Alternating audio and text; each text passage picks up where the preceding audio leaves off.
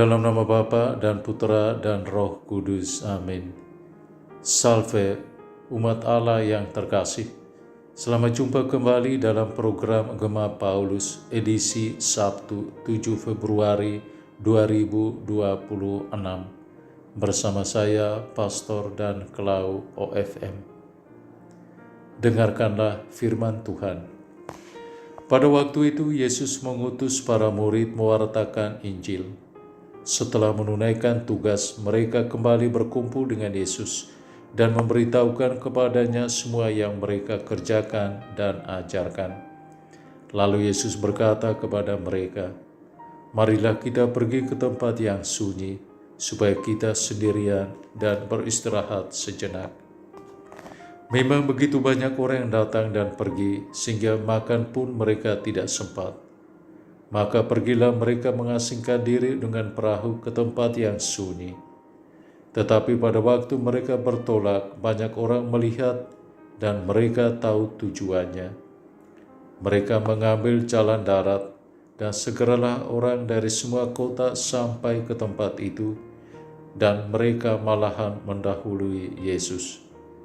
Ketika mendarat, Yesus melihat orang yang begitu banyak, maka tergeraklah hatinya oleh belas kasih kepada mereka, karena mereka seperti domba tanpa gembala. Lalu mulailah Yesus mengajarkan banyak hal kepada mereka. Demikianlah firman Tuhan. Saudari dan saudara terkasih, penginjil Markus mengisahkan para rasul yang kembali kepada Yesus setelah diutus mewartakan Injil.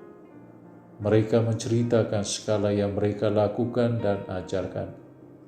Yesus tidak langsung meminta mereka melanjutkan pekerjaan, tetapi justru mengajak mereka menyingkir ke tempat sunyi untuk beristirahat.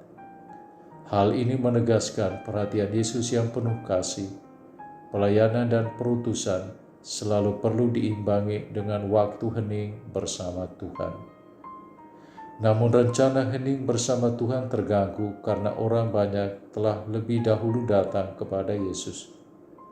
Melihat mereka, Yesus tergerak oleh belas kasih, sebab mereka seperti domba yang tidak mempunyai gembala.